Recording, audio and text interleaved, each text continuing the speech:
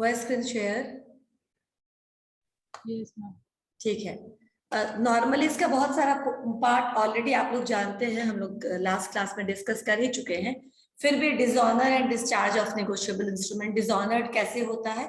तो अगर पेमेंट के लिए हमने दिया या एक्सेप्टेंस के लिए हमने प्रेजेंट किया उस नेगोशिएबल इंस्ट्रूमेंट का, और अगर फिक्स डेट पे पेमेंट नहीं मिला, पेमेंट करने से मना कर दिया, तो फिर वो क्या हो जाएगा? डिसऑनर्ड हो जाएगा। और सिमिलरली अगर एक्सेप्ट नहीं किया, एक्सेप्टेंस देने से मना कर दिया ड्रॉई ने, तो again that becomes dishonoured because of non acceptance of the negotiable instrument. ठीक है? हाँ, किसी को कुछ पूछना है? ठीक है। फर्स्ट पॉइंट है डिसऑनर बाय नॉन एक्सेप्टेंस, यानी कि कैसे नॉन एक्सेप्टेंस नहीं होने के कारण कैसे कैसे डिसऑनर्ड हो सकता है। ऑलरेडी ये सब चीज बहुत कुछ जानते हैं आप, जैसे कि अगर 48 आवर्स से ज्यादा टाइम लेता है, ठीक है ना, ड्रॉई अपने द्वारा ड्रॉ किए गए बिल को एक्सेप्ट करने में या प्रोमिसरी नोट को एक्सेप्ट करने में, sorry, promissory note is not presented for acceptance, ये सिर्फ बिल के केस में आएगा, तो उसको 48 आवर्स से ज्यादा टाइम ले रहा है एक्सेप्ट करने में, तो भी वो डिसऑनर्ड माना जाएगा। ठीक है? अगर बहुत सारे ड्रॉइज हैं और वो पार्टनर्स नहीं है, और उसमें से एक पार्टनर ने भी अगर उस 48 आवर्स के अंदर नहीं दे दिया अपना एक्सेप्टेंस, तो भी वो डिसऑनर्ड माना जाएगा। राइट है ना? ठीक है। उसके बाद थर्ड पर, if the draw is incompetent to contract, incompetent to contract मतलब अगर वो बैंकरप्ट हो जाता है, ठीक है ना, अनसाउंड माइंडेड हो जाता है, तो फिर वो क्या हो जाएगा?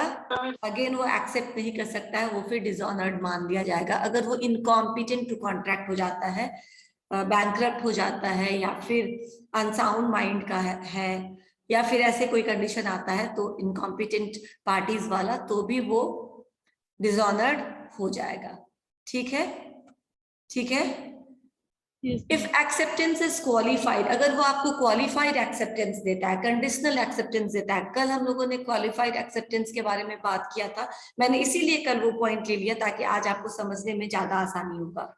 क्वालिफाइड एक्सेप्टेंस, आपके पास ऑप्शंस हैं, यानी कि हमारे पास ऑप्शन होता है, हमें मर्जी है तो हम क्वालिफाइड एक्सेप्टेंस ले, अदरवाइज हम उसको रिजेक्ट कर सकते हैं, डिक्लाइन कर सकते हैं, हम उसको बोल सकते नहीं नहीं हम कोई क्वालिफाइड एक्सेप्टेंस नहीं लेंगे। ठीक है? लेकिन अगर आपने कंडीशनल या क्वालिफाइड एक्सेप्टेंस वो आपको दे रहा है और आपने नहीं लिया, ठीक है ना, सपोज करो मुझे पैसे देना है लेकिन मैं बोल रही हूँ कि मैं इंस्टॉलमेंट में दूंगी, अब आप पर ये डिपेंड करता है कि आपने ये बात मानी या नहीं। अगर आपने नहीं बात मानी, दैट मीन्स कि वो जो बिल है वो डिसऑनर्ड कर दिया गया, क्योंकि उसको एज इट इज ऑनर करना था जैसा कि वो ड्रॉ किया गया था, बाद में उसमें कुछ कंडीशंस हम नहीं जोड़ सकते। ठीक है ना? तो ये भी अगर आपने एक्सेप्ट नहीं किया तो क्या हो जाएगा? ऑटोमेटिकली वो इंस्ट्रूमेंट डिसऑनर्ड हो जाएगा। ठीक है? If the draw is fictitious person, आपने जिसके नाम से वो बिल ड्रॉ किया था और अब आप उसको ढूंढ रहे हैं एक्सेप्टेंस के लिए, but he is not the right person, वो कोई फेक आदमी था, ठीक है ना, जिसके आप नाम, अब वो आपको बिल नहीं रहा है, वो फिक्टिशियस पर्सन था, बहुरूपिया जिसको कहते हैं, नटवर लाल जिसको कह सकते हो, मतलब कि वो फेक पर्सन था, वो सही और कोई जिसको आप पता नहीं कर सकते, आप ढूंढ नहीं सकते, आप उस तरह का कोई है, तो भी वो क्या हो जाएगा? वो तो आएगा नहीं एक्सेप्ट करने के लिए, क्योंकि उसने जानबूझकर आपके साथ फ्रॉड किया है। Again that becomes dishonoured. और लास्ट पॉइंट है, if the ड्रॉई after reasonable search can not be found, यानी आपने उसके पते पर, उसके ऑफिस के एड्रेस पे, जहां भी आपको एक रीजनेबल सर्च करना चाहिए उस ड्रॉई को, आपने प्रेजेंटमेंट फॉर एक्सेप्टेंस के लिए उसको हर जगह सर्च किया, लेकिन वो फिर भी नहीं मिला, ना ऑफिस में, ना घर में, ना पड़ोस में कहीं नहीं मिला, दैट मीन्स अगेन वो डिसऑनर्ड हो गया। ठीक है? ये सारा डिसऑनर्ड बाय नॉन एक्सेप्टेंस का केस था। And lastly dishonoured bye non payment. Non payment कब होता है? जब आपने पेमेंट के लिए प्रेजेंट किया नेगोशिएबल इंस्ट्रूमेंट को, लेकिन आपको पेमेंट नहीं मिला, वो उस तरीके से डिसऑनर्ड हो गया। ये डिसऑनर्ड बाय नॉन पेमेंट, तीनों ही इंस्ट्रूमेंट ऐसे डिसऑनर्ड हो सकते हैं, लेकिन डिसऑनर्ड बाय फॉर एक्सेप्टेंस सिर्फ बिल के लिए है। अब डिसऑनर्ड हो गया, ठीक है ना, डिसऑनर्ड हो गया। इस तरीके से एक इंस्ट्रूमेंट डिसऑनर्ड हो सकता है, यानी कि अपनी बात को नहीं रखी गई। जिसको अगर बिल्स है तो किसी को डायरेक्ट करते हुए, बायर को डायरेक्ट करते हुए सेलर ने बनाया था, लेकिन बायर ने उसको एक्सेप्ट नहीं किया with in the reasonable time period और वो बिल डिसऑनर्ड हो गया। पेमेंट के लिए उसको नहीं एक्सेप्ट किया और वो चेक या बिल या नोट डिसऑनर्ड हो गया। डिस्चार्ज कैसे कैसे अब ये डिसऑनर्ड होने के बाद आप उसको स्यू कर सकते हैं, आप उसके अगेंस्ट स्टेप्स ले सकते हैं, कोर्ट में उसको स्यू कर सकते हैं और फिर आपका जो भी पैसा है विद पेनाल्टी, उसको कुछ पेनाल्टी के साथ वो आपको वापस दिलवाया जाएगा।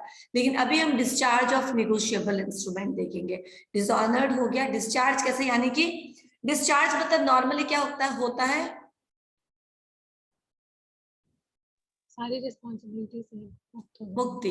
बिल्कुल, डिस्चार्ज ऑफ नेगोशिएबल इंस्ट्रूमेंट मतलब एक नेगोशिएबल इंस्ट्रूमेंट और उसमें जुड़े हुए पार्टीज कैसे फ्री हो जाएंगे, ठीक है ना, कैसे अपनी लायबिलिटी से या रिस्पॉन्सिबिलिटी से फ्री हो जाएंगे। सबसे पहले है, अगर किसी भी नेगोशिएबल इंस्ट्रूमेंट को हमको डिस्चार्ज करना है तो सबसे पहले पेमेंट कर दो, है ना, चेक हमने प्रेजेंट किया और हम उसका पेमेंट कर देंगे, डिस्चार्ज हो जाएगा, है ना।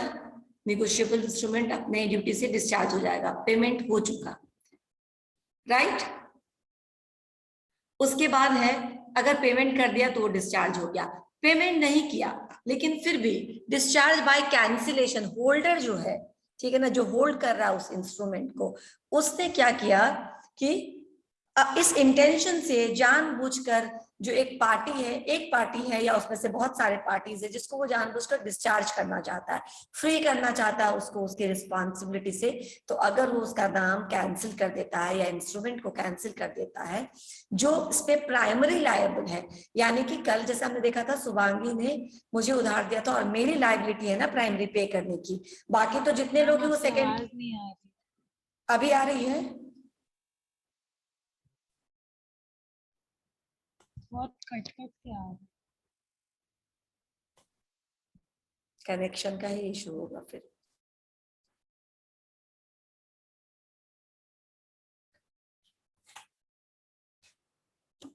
इसको तो वाईफाई से कनेक्ट कर रखा, लेकिन अभी आ रही है तोशी, नहीं आ रही है।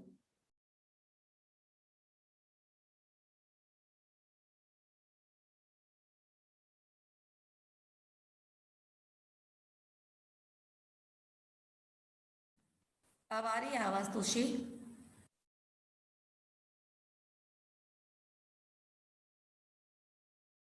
नहीं आ रही है, एक सेकंड दूसरी जगह से कनेक्ट करके देखिए।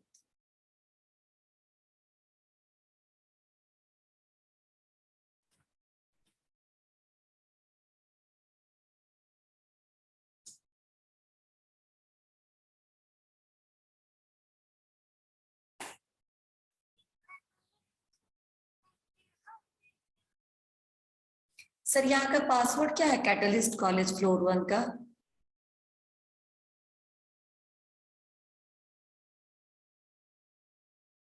ठीक है, अभी हूँ क्या ऑडिबल में? ये अभी आ रही है। ओके ठीक है, ठीक है, मुझे एक बार फिर से स्क्रीन शेयर कर लेंगे।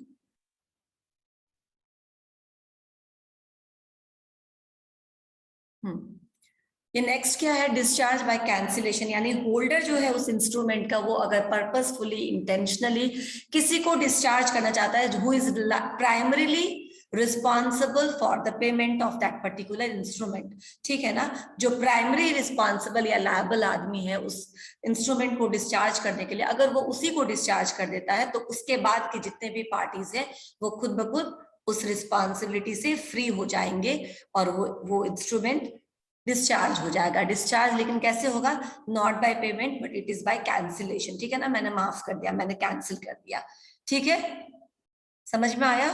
तो जो मेन है रिस्पॉन्सिबल जिसको पे करना है वो और उसके आगे का, ठीक है ना, जिसको भी बाद में इंडोर्स किया गया था वो इंस्ट्रूमेंट, वो बिल, वो सभी फ्री हो जाएंगे इससे। थर्ड है, by if primarily liable party is discharge और other parties become free from the liability, ठीक है। इसमें डिस्चार्ज में 3 कंडीशंस है। पहला है कि holder of an instrument with the intention of discharging the instrument cancels the name of the party primary liable for the instrument. जो primary आदमी है उसको हमने कैंसिल कर दिया तो सारे लोग फ्री हो जाएंगे। A negotiable instrument is also discharged if the holder cancels the instrument itself। अगर इंस्ट्रूमेंट को ही हमने कैंसिल कर दिया, ठीक है ना, अगर उसको ही फाड़ के फेंक दिया कि चलो ठीक है हमने सबको मुक्त किया इससे, तो भी वो फ्री हो जाएगा। He may cancel the negotiable instrument by scoring it or tearing it off। Cancel करके, जैसे चेक को हम दो पैरेलल लाइन करके कैंसिल लिख देते हैं ना बीच में, तो वो कैंसिल हो गया वो चेक, या फिर उसको फाड़ के फेंक दीजिए, दोनों तरीके से वो हो सकता है। एक केस है कि प्राइमरी लायबल पर्सन को आपने डिस्चार्ज कर दिया, दूसरा है if secondary liable parties are cancelled the instrument is not being discharge.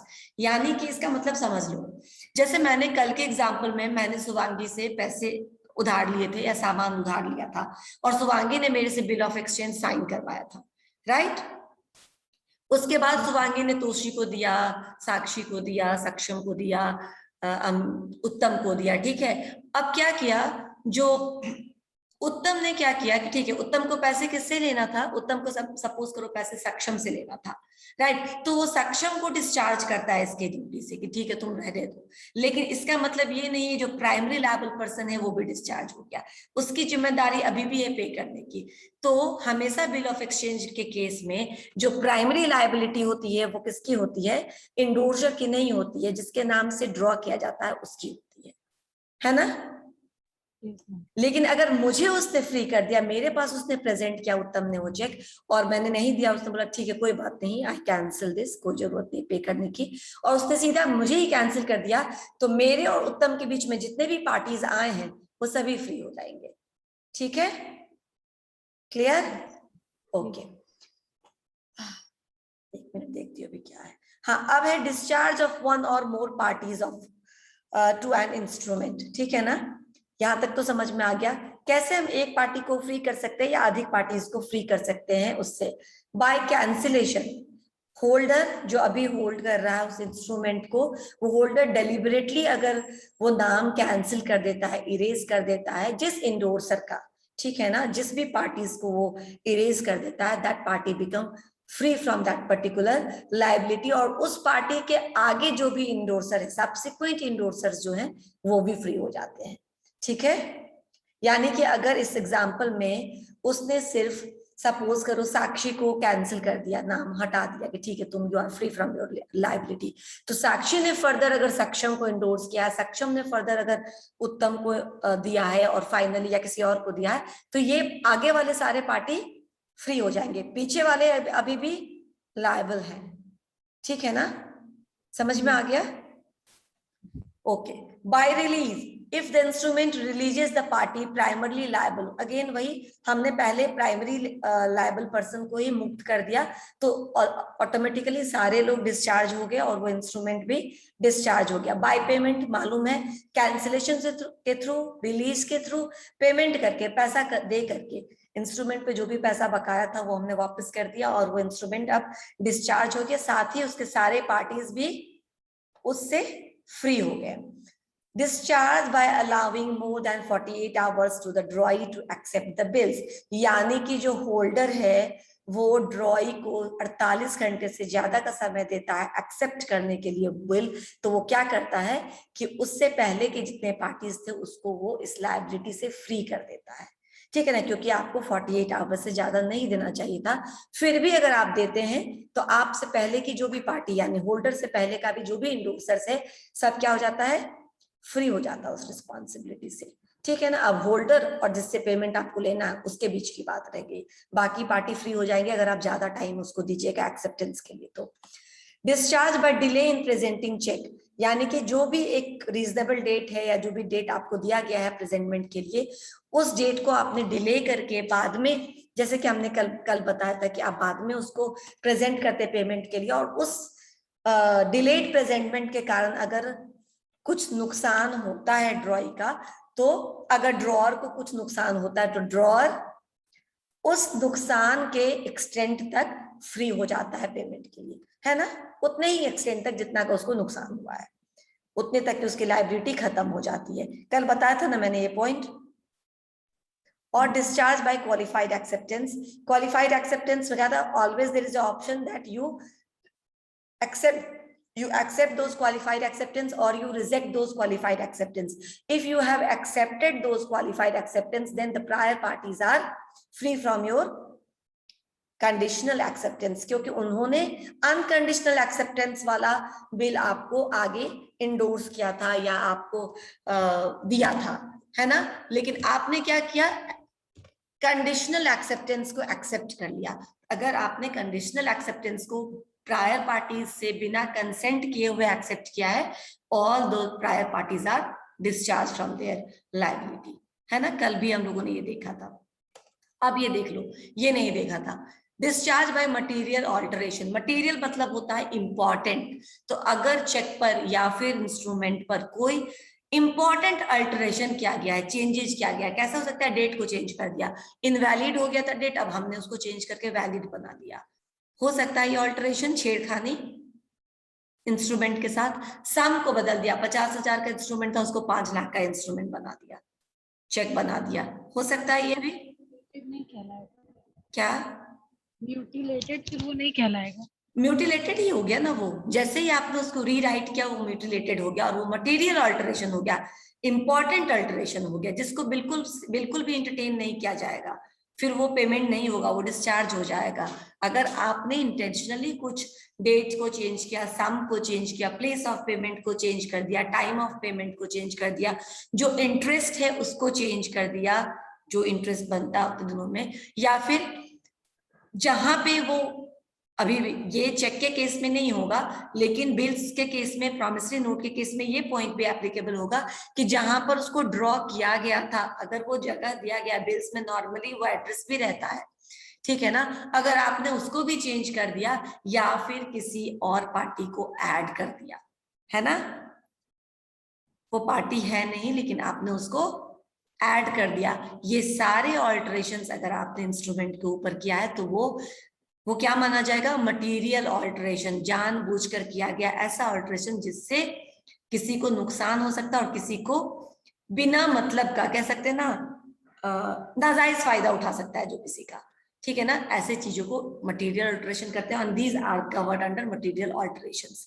ठीक है। अच्छा, कौन सी चीजें हैं जो मटेरियल ऑल्टरेशंस नहीं है, वो सारे चेंजेस इंस्ट्रूमेंट पे जो आपको देने से पहले मैं कर रही हूँ, है ना। मान लो कि मैंने किसी से लिया था अटेंडेंस ले लेना, हर्षित अटेंडेंस ले लेना, ठीक है। अगर आपने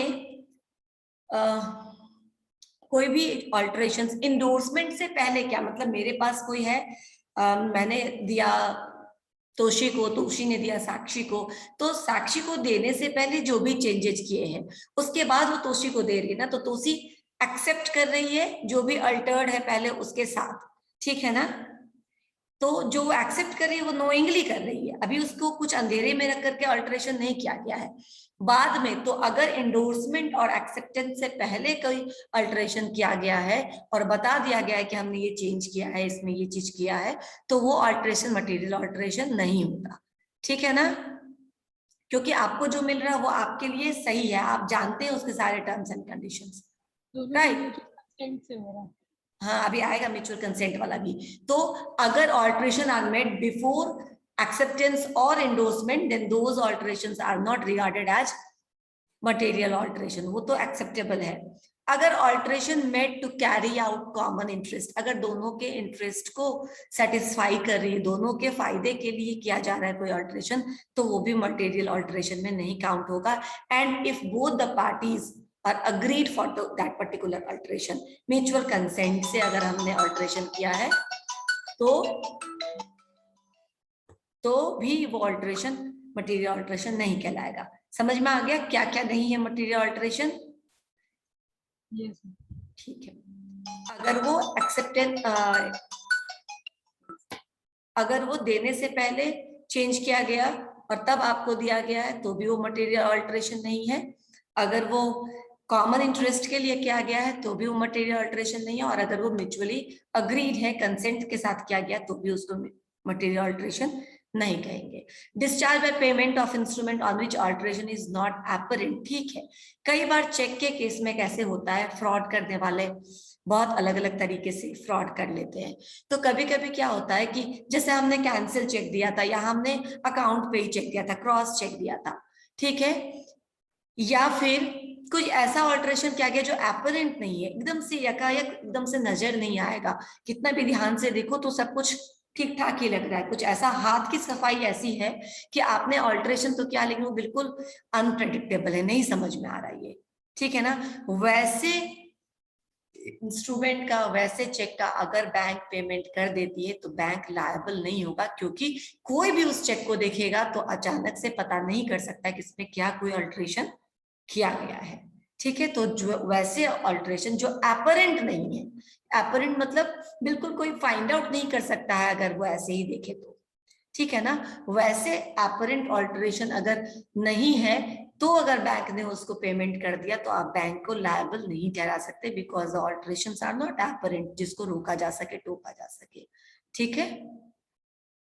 होता है कई बार, कई कई तरह के केमिकल्स आते हैं जिस पर अकाउंट पे का जो कैंसिलेशन होता है उसको रिमूव कर दिया जाता है और वो बिल्कुल दिखता नहीं है कि वो रिमूव किया गया, बाकी सारी चीजें चेक के वैसे ही रहते हैं।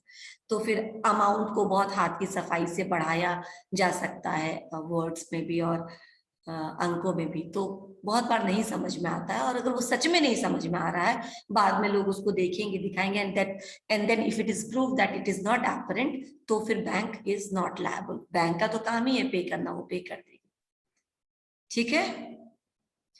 Discharge by debtor becoming it's holder, ठीक है, ये भी इंपॉर्टेंट है कि मान लो कोई बिल ऑफ एक्सचेंज मैंने दिया किसी को, ठीक है ना, कि मैंने या शुभांगी ने मेरे से साइन करा के अपने पास रखा, फिर तोशी को दिया, संदीप को दिया, अमित को दिया, सक्षम को दिया, ठीक है ना, ऐसे घूमते घूमते घूमते उत्तम को दिया, और उत्तम ने फाइनली किसको दे दिया, वो वापस से शुभांगी को ही दे दिया, नहीं नहीं उसने वापस से मुझे दे दिया, ठीक है ना।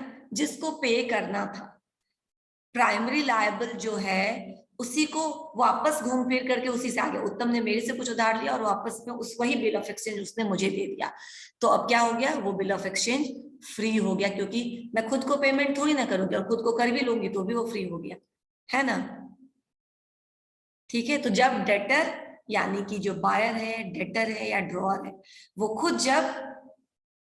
खुद उसके पास घूम फिर करके वो बिल ऑफ एक्सचेंज आ जाता है, तो क्या हो जाता है, वो फ्री हो जाता है, और अदर पार्टीज भी उसमें फ्री हो जाते हैं, और उसकी भी प्राइमरी लायबिलिटी खत्म हो जाती है, वो खुद को तो पे नहीं करेगा, तो वो इंस्ट्रूमेंट को डिस्चार्ज कर देता है, ठीक है, समझ में आया, ठीक है। डिस्चार्ज बाय, अच्छा वो फर्दर किसी और को दे भी नहीं सकता, क्योंकि वो मुझे मुझे को पेमेंट करना है ना, तो मैं अब किसको दूंगी, वो किससे पेमेंट लेने जाएगा, है ना। तो वो इस तरीके से अगर घूम फिर के मेरे ही पास आ गया तो वो डिस्चार्ज हो जाएगा। Now discharge by operations of law, operations of law जो हमने अभी बताया था कि कैसे डिस्चार्ज हो जाता है या कैसे डिसऑनर्ड हो जाता है, अगर इंसॉल्वेंट हो गया, जिसकी प्राइमरी लायबिलिटी वो अगर इंसॉल्वेंट हो गया, मर्जर हो गया और किसी और ने उसकी सारी लायबिलिटी, उसका सारा कुछ मर्ज कर लिया है उसमें, तो उसकी लायबिलिटी खत्म हो जाती है, अब वो लायबिलिटी शिफ्ट हो जाता है मर्जिंग एंटिटी के पास। Law of limitations, the liability, law of limitations मतलब क्या होता है, अगर वो टाइम बार्ड है और वो अगर उस पर इंप्लीमेंट हो रहा है और वो टाइम क्रॉस हो चुका है तो भी वो चीज डिस्चार्ज हो जाएगा। मैंने बताया था ना, लोन के केस में, बार्ड लोन के केस में, टाइम बार्ड लोन के केस में, अगर वो लॉ ऑफ लिमिटेशंस इंस्ट्रूमेंट पे एप्लीकेबल है और वो टाइम बार्ड खत्म हो चुका है, वो टाइम जोन खत्म हो चुका है, तो भी वो जो इंस्ट्रूमेंट है वो डिस्चार्ज हो जाएगा। तो these three are the conditions operations of law, जिसके द्वारा भी इंस्ट्रूमेंट को डिस्चार्ज कर दिया जाता है, ठीक है, यानी कि उसमें जो लायबल पर्सन है उसको मुक्त कर दिया जाता है। क्लियर। अब बताओ अंकेश क्लास में आया क्या, एक मिनट मैम। अंकेश नहीं, ठीक है, हम ऐसे ही डिस्कस कर लेते हैं। अब वो नहीं आया तो उसको आना चाहिए था, क्योंकि मैंने उसको बताया था आज रहने के लिए। डिस्कस कर लेते वो सारे एमसीक्यूज, आप लोग आंसर देना इसमें, मैं शेयर करती हूँ स्क्रीन, एक सेकेंड।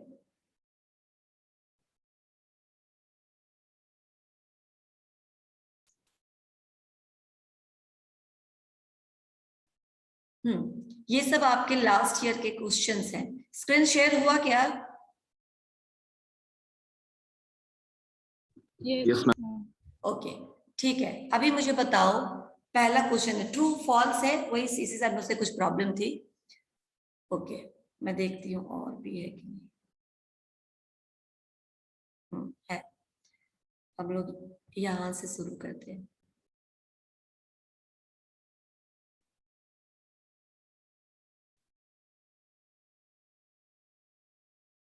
इसमें क्या कुछ है क्या ट्रू एंड फॉल्स वाला?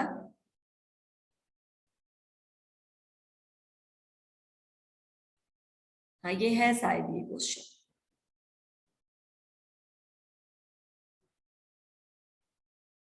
ठीक है, यहीं से लेते हैं। An offer accepted without knowledge does not confer any legal rights on the acceptor. यानी एक्सेप्टर को नहीं मालूम है और उसने वो काम कर लिया, तो क्या कोई लीगल राइट है?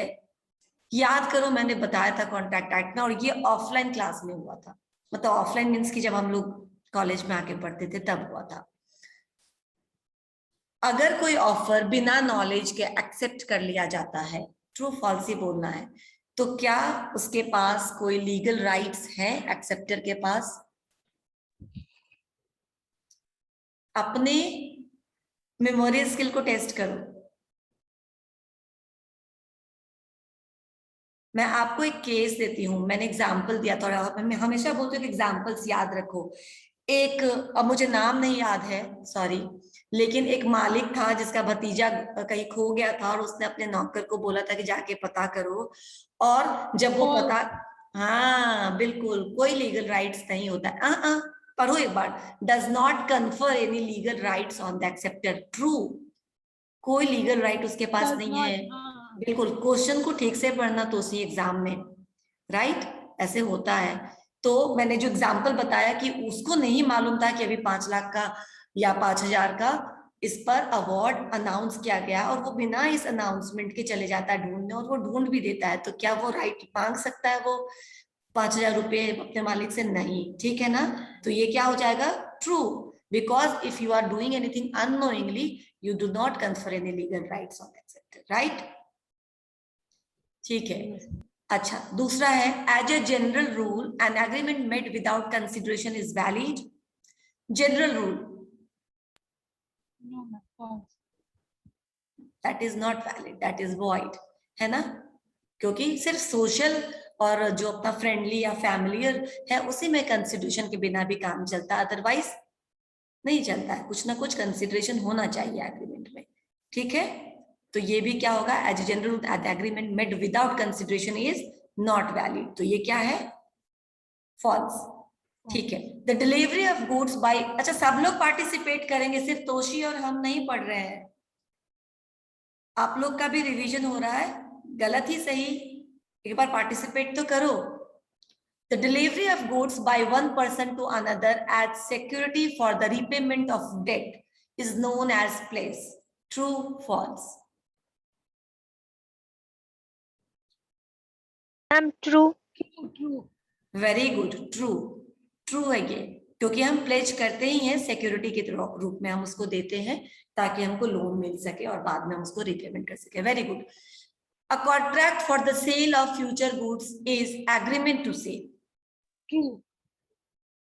करेक्ट, वो एग्रीमेंट टू ही सेल ही होगा क्योंकि वो फ्यूचर गुड्स के लिए है, अभी नहीं हो रहा है, ठीक है। अंकेश आ गया। मिश्रा जी, ठीक है। अब ये question, a cheque is always payable on demand, true और फॉल्स?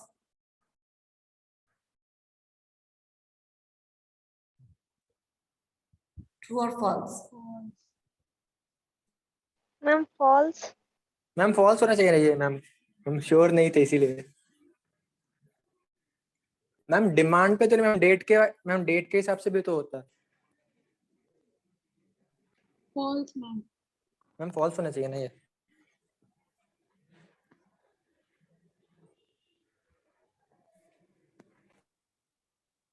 क्या कहा आपने?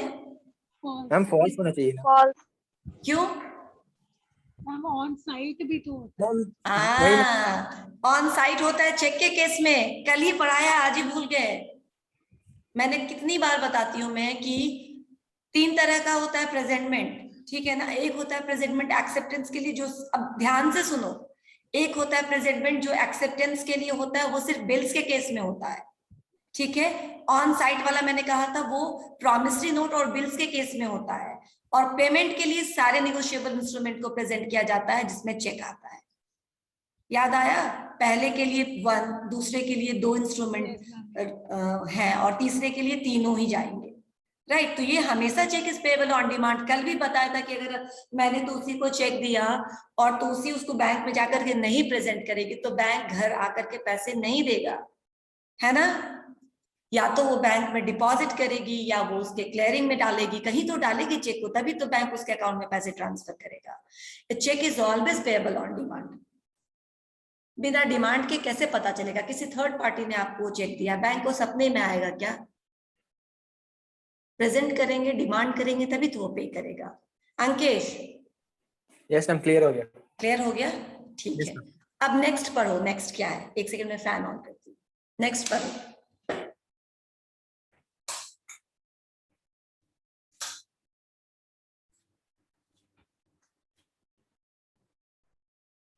द टर्म इंडस्ट्री, इससे पहले का हो चुका है अंकेश, टाइम बचेगा तो एक बार और जाएंगे, सिर्फ एक ही करवाया है। Okay. The term industrial relation is used to denote the collective relationships between management and the workers. True, false? Ma'am ये ट्रू होना चाहिए ना।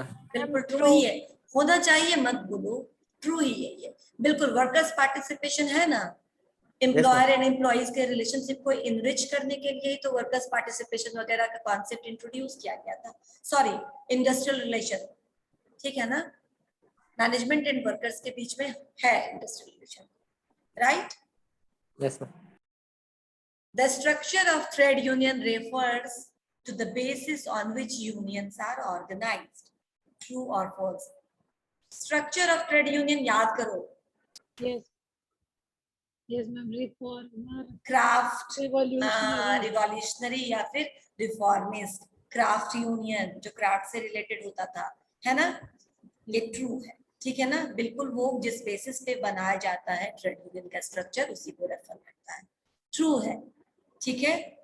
H, next वाला, workers participation in management does not provide an effective system of communication between employers and workers. False. Provide, it provides, है ना, इसीलिए ये false है। ये does not बोल रहा है तो ये false है, ये provide करती है।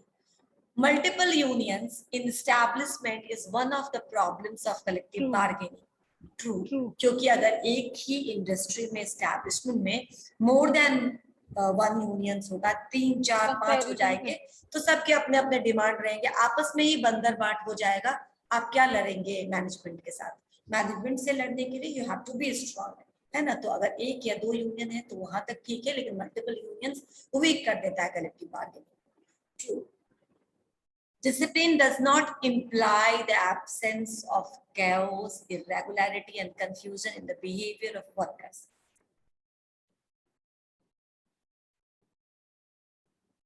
अच्छा, अब थोड़ा एक वर्ड है, थोड़ा इसमें कंफ्यूजन होगा। इम्प्लाई का मतलब होता है अर्थ होना या उसमें निहित होना, ठीक है ना। तो क्या डिसिप्लिन में ये चीज निहित है या नहीं है, ये आपको बताना है। Discipline does not imply the absence of chaos, irregularity, and confusion in the behavior of workers.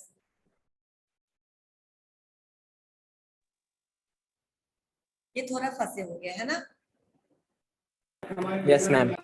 Actually, discipline implies. Discipline implies. अगर discipline होगा तो ये सारी चीजें नहीं होंगे। Absence तो फिर chaos नहीं होगा, irregularity नहीं होगी, कंफ्यूजन ऑफ बिहेवियर नहीं होगा। इसीलिए ये फॉल्स है, क्योंकि डिसिप्लिन डज इम्प्लाई, ठीक है ना, इसीलिए ये फॉल्स है। डिसिप्लिन इन सब चीजों को रेगुलेट करता है, अगर नहीं हो तो फिर ये सब चीजें हो, राइट। तो डिसिप्लिन डज नॉट इम्प्लाई, यानी क्या, डिसिप्लिन क्या इन सब चीजों को कंट्रोल नहीं करती है, एब्सेंस ऑफ कैओस को, इरेगुलरिटी को बिल्कुल करती है ना। अगर डिसिप्लिन है तो कैओस नहीं होगा, इरेगुलरिटी नहीं होगी, कंफ्यूजन ऑफ इन बिहेवियर नहीं होगा, इसीलिए ये फॉल्स है, ठीक है। Discipline implies the absence of chaos, irregularity and confusion in the behavior of workers. ठीक है, यस मैम, आगे चले। Yes ma'am. हाँ, ये भी ट्रू एंड फॉल्स है। इनकॉम्पिटेंसी टू कॉन्ट्रैक्ट, हाँ ये थोड़ा अच्छा है, पूछ लिया तो अच्छे किया, तुम एक थोड़ा अलग डायमेंशन मिलेगा सोचने का। Incompetency to contract does not affect the free consent of the parties. क्या इनकॉम्पिटेंसी से फ्री कंसेंट का कोई रिलेशन है? मैंने सिंपल कर दिया इस क्वेश्चन को, सीधा याद करो कि फ्री कंसेंट का रिलेशन किस किस चीजों से था।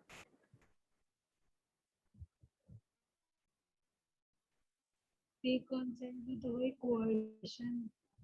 क्या बोले तोशी, जोर से तोशी एक बार फिर बोलो।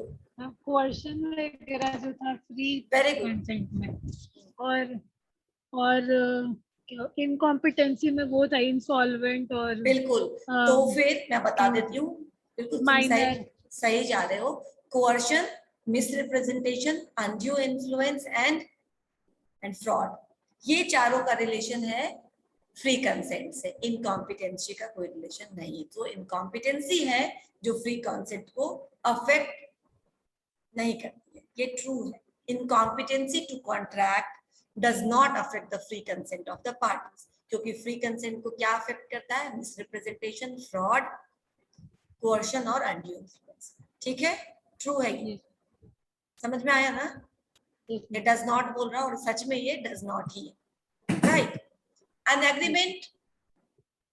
agreement, the object of which is unlawful is contingent. क्या contingent agreement का object unlawful होता है?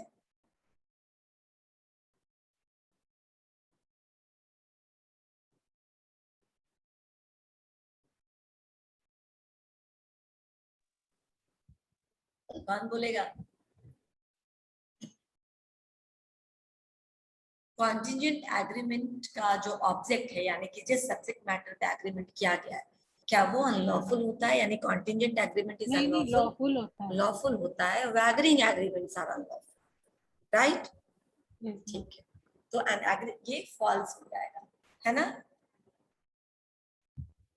राइट, समझ में आया?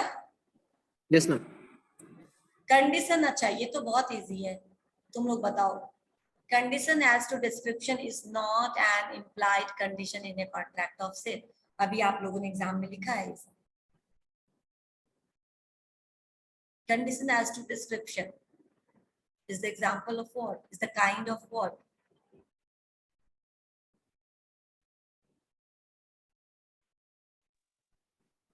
एक्सप्रेस इम्प्लाइड नहीं होगा। Condition as to description is not an implied condition in a contract True. of sale. True? Ma'am true. Ankesh भी ट्रू?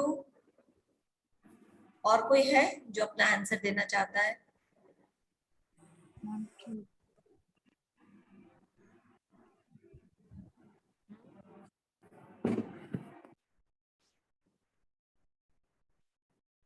अब पिट जाओगे तुम लोग यार, इम्प्लाइड ही तो है। इम्प्लाइड कंडीशंस 8 टाइप के थे और एक्सप्रेस्ड लास्ट में पढ़ाया था मैंने। यस मैम, तो डिस्क्रिप्शन जिसमें दिया रहेगा वो तो एक्सप्रेस हो गया ना, बिल्कुल, तो ये नहीं। These are implied conditions. इसमें बोलने की जरूरत नहीं है कि आपका जो डिस्क्रिप्शन है जो हम खरीद रहे हैं उससे मैच करे। इम्प्लाइड होना चाहिए, अंडरस्टूड होना चाहिए कि जो सामान ले रहे हैं वो एज पर डिस्क्रिप्शन होगा, है ना? बोलकर बताने की जरूरत नहीं है इसमें। समझ में आया? Yes ma'am. अभी हम लोगों ने पढ़ा था ना implied conditions as to quality, quantity, towards, to sample, to descriptions, पढ़ा था ना? अभी आप लोगों ने एग्जाम में लिखा भी है। Yes ma'am. तो दिस इज जो है ये condition as to description is an implied condition to contract of sale. इसमें लिखा है नॉट एन इम्प्लाइड कंडीशन, तो ये फॉल्स है। वो होता है, वो इम्प्लाइड कंडीशन का ही पहला फर्स्ट पॉइंट मैंने यही बताया था। कंडीशन एज टू डिस्क्रिप्शन बताया था ना, एज टू मर्चेंटेबिलिटी बताया था ना, ये सब सब सारे Yes, ma'am. implied conditions है, याद करो उन सब चीजों को, डोंट बी कंफ्यूज। अब एग्जाम्स को तो 1 महीना भी नहीं हुआ तुम्हारे जो इंटरनल दिया है। Okay, a bill of exchange dishonored due to non acceptance by the drawee becomes voidable.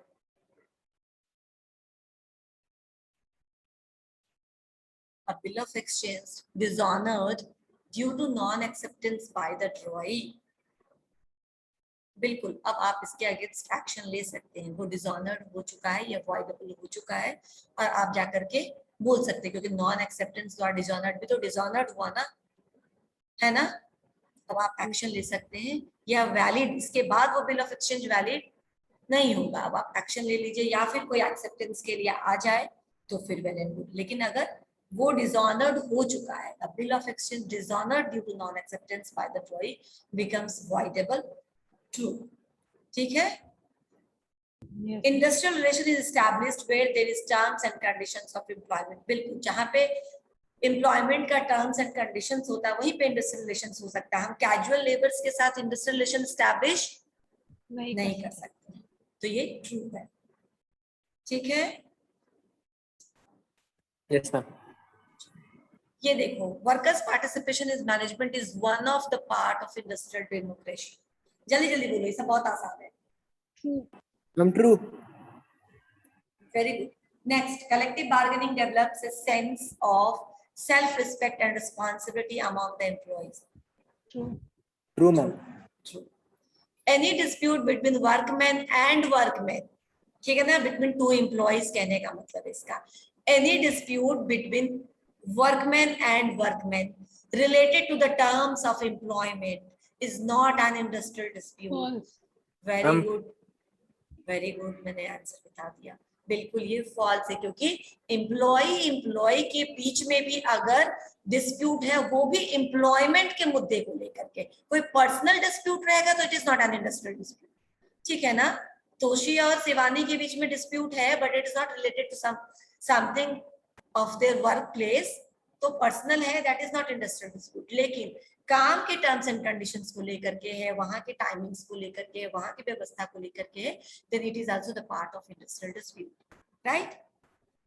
ठीक है, तो ये क्या हो जाएगा, फॉल्स, False. है ना। Conciliation is one of the settlement machinery of industrial dispute.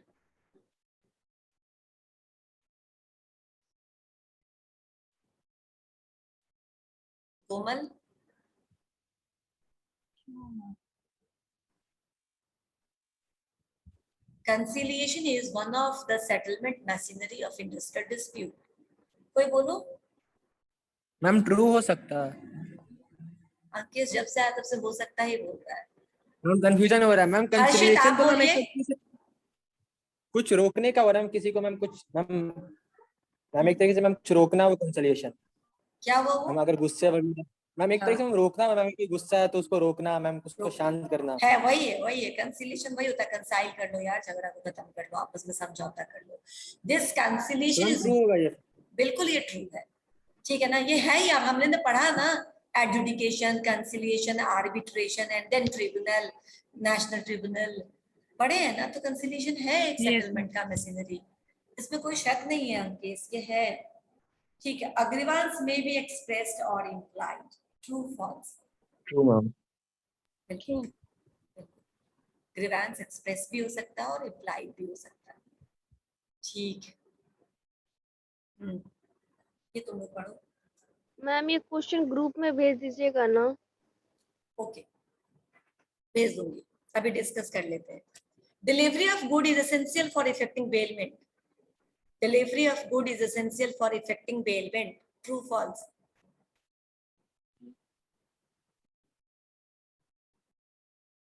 True होगा मैम इसका।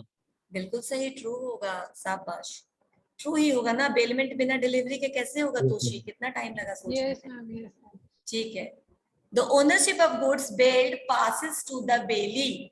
the ownership, very No, ma'am. good, no True. ma'am, बिल्कुल सही, true।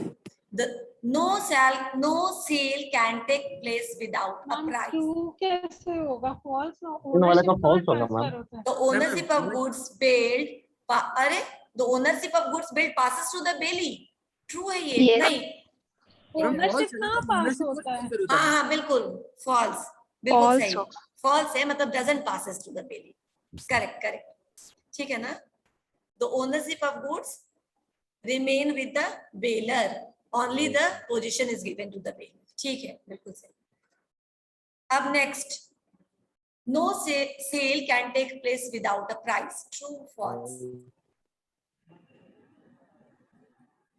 हम फ्यूचर में प्राइस देना होता है तो sale होता है। No sale can take place without a price. False. False. Toshi, False ma'am, false. और किसी का जवाब? मैम सेल हो रहा है तो कहीं ना कहीं कुछ से रिलेटेड होगा, माइट भी कोलेटरल भी हो सकता है उसके बदले में। Sale is always for price. Ma'am वो जो था कि फ्यूचर में जो कर सकते सेल्स ऑन एग्रीमेंट, तो उसमें तो अब मैं प्राइस बताती हूँ, अब मैं बताती हूँ क्या है। सेल कभी भी बिना प्राइस के नहीं होगा। मैंने आपको बताया था कि सेल ऑफ गुड्स एक्ट में जो एसेंशियल चीजें हैं वो होता है ट्रांसफर ऑफ ओनरशिप, ठीक है ना। जिसके पास ओनरशिप ट्रांसफर हो गया उसका रिस्क होता है, उसकी लायबिलिटी होती है। इससे कोई मतलब नहीं है कि अगर आपने पेमेंट कर दिया है तो ही आपके पास वो जिम्मेदारी आएगी। आपने पेमेंट नहीं किया है लेकिन आप क्रेडिट पर सामान लेकर आ गए हो और चोरी हो गया, तो किसका सामान गया, तुम्हारा या दुकानदार का? मेरा क्या? तुम्हारा गया। ये चीज मैं बोल रही थी कि without payment, payment is not necessary, समझी तोशी?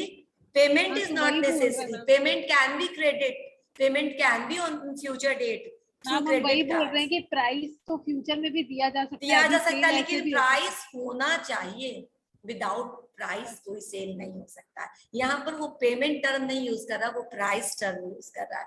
हमेशा क्लियर रखो कि हमारे सेल ऑफ गुड्स एक्ट में जो रिस्क होता है that is transferred with ownership, ठीक है ना। जिसके पास ओनरशिप चला गया he will be responsible for that particular things, वो उसका ओनर हो जाता है। इससे कोई फर्क नहीं पड़ता कि आपने पैसे दिए हैं या नहीं दिए हैं। तो पेमेंट बहुत एसेंशियल नहीं है, लेकिन प्राइस है। कोई भी सेल का ट्रांजेक्शन बिना किसी प्राइस के नहीं हो सकता। वो 2 रुपये हो, वो 4 रुपये हो, 10 रुपये हो या 10 लाख हो, that is a different thing, लेकिन कुछ प्राइस तो होना चाहिए एज ए कंसिडरेशन, है ना। Yes, ma'am. क्लियर? तो ये क्या होगा, ट्रू या फॉल्स? ये फॉल्स हो जाएगा। True, no sale can take place no sale without a करना, हाँ प्राइस, ट्रू हो जाएगा मैम। ट्रू हो जाएगा, ठीक है। There can be a sale in case of future goods, true false? ये देख रही हो? फ्यूचर कुछ में तो मतलब फ्यूचर के लिए एग्रीमेंट तो हो जाता है। तो उसको क्या बोलते हैं? फ्यूचर गुड्स के लिए सेल नहीं होता, फ्यूचर गुड्स के लिए एग्रीमेंट टू सेल होता है, एग्रीमेंट टू सेल, ठीक है ना। एक एक नंबर बहुत इंपॉर्टेंट है, ठीक है ना, इसको ऐसे मत करो। हम 2 नंबर, क्या 2 नंबर? 2 नंबर आता है इसमें। अच्छा 2 नंबर है, ठीक है, व्हाटएवर, ठीक है ना। 1 नंबर है या 2 नंबर है, आपको मालूम है ना, थोड़ा सोच करके आंसर दीजिए।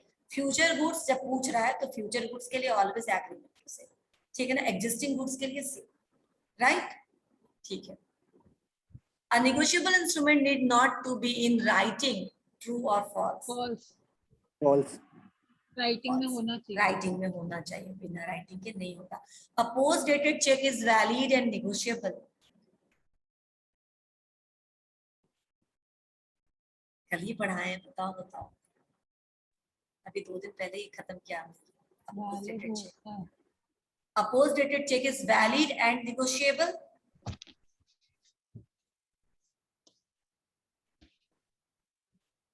ट्रू, और किसी का जवाब कुछ? A post dated check is valid and negotiable. True, false?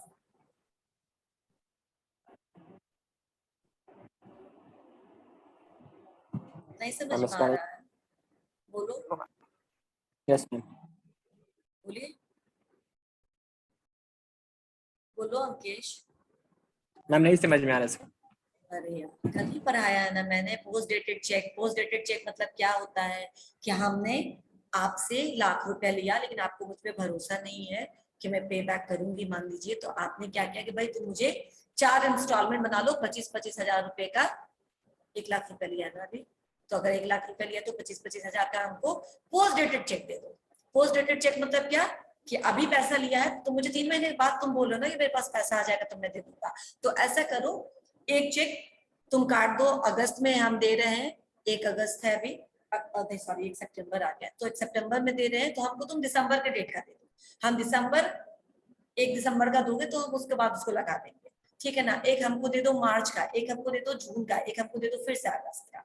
उससे क्या हो जाएगा कि मेरे पास एक प्रूफ रहेगा कि मैंने आपको लोन दिया और उसके अगेंस्ट में मेरे पास पोस्ट डेटेड चेक है, जो पोस्ट डेटेड चेक में डेट आने पर, उसकी वैलिडिटी आने पर प्रेजेंट करूंगी अकाउंट में, ठीक है। पोस्ट डेटेड यानी future dated cheque. Future dated cheque is valid instrument, लोग करते हैं ऐसा अपने यूजेस में, अपने बिजनेसेस में। जब किसी को लोन पे सामान देता है तो पोस्ट डेटेड चेक ले लेता है, कोई जमीन बेचता है तो पोस्ट डेटेड चेक ले लेता है। इकट्ठा इतना पैसा नहीं है तो पोस्ट डेटेड चेक दे दो, हम 6-6 महीना पे उसको लगाते रहेंगे बैंक में और पैसा लेते रहेंगे, है ना। समझ में आया? Yes, ma'am. Yes, ma'am. ठीक है। Trade unions don't promote and protect employees' False. interest. False. The concept of industrial relations evolved only after Industrial Revolution.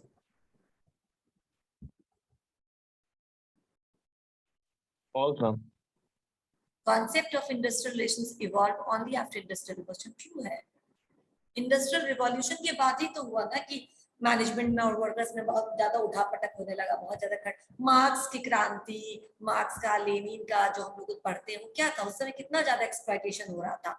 उसी सब के अगेंस्ट जब बहुत ज्यादा उठापटक हुआ, बहुत ज्यादा टेंशन का माहौल होने लगा और प्रोडक्टिविटी कम होने लगी, तो इंडस्ट्रियल रिलेशन कॉन्सेप्ट आया पिक्चर में कि हम कैसे आपस में वर्कर्स और मैनेजमेंट के बीच में फ्रेंडली कोर्डियल रिलेशनशिप एस्टैब्लिश करें ताकि हमारा प्रोडक्शन रुके नहीं, ठीक है ना, बाधित नहीं हो।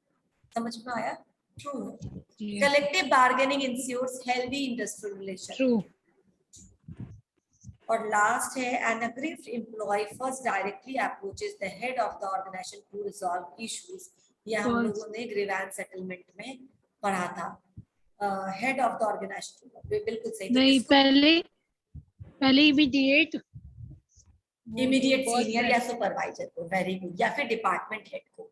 ऑर्गेनाइजेशन हेड से पहले वो डिपार्टमेंट हेड या इमीडिएट सुपरवाइजर को अप्रोच करेगा, ठीक है।